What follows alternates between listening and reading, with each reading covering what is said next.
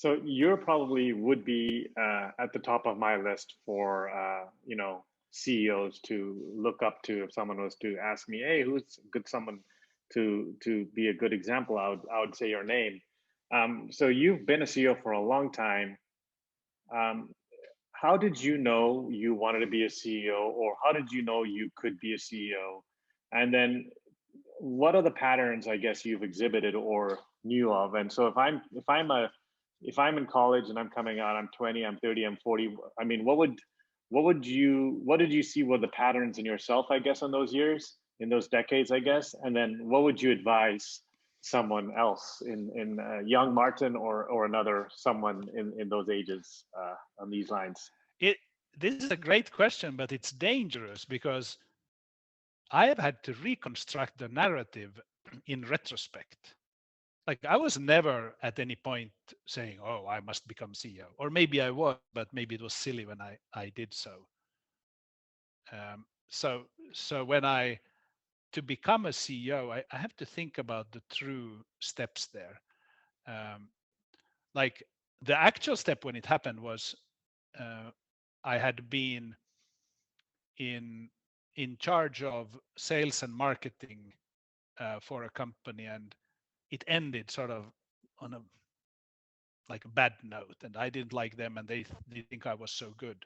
So just to show them, like sort of for revenge, I thought, okay, I need to get a CEO job to show how good I am, so that there's no doubt. And then I got a CEO job in a startup, so that's how I became a CEO.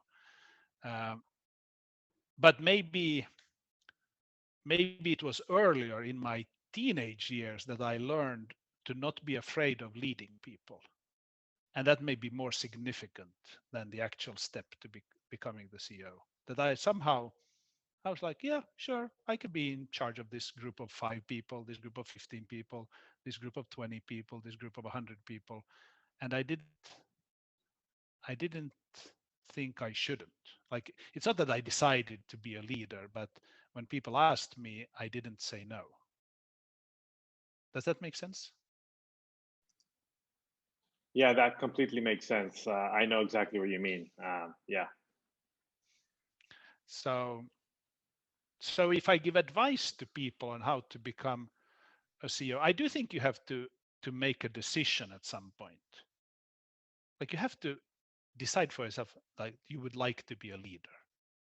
And you can decide it even if you don't know how to do it, but just telling yourself that it's a decision. And then your mind and your body will figure out how to do it. Like you will start reading different books or reading them with a different mind. You will go to different courses. You will listen to people in a different way. You sort of will put your antennas and focus them on that job. And then over time, it can happen.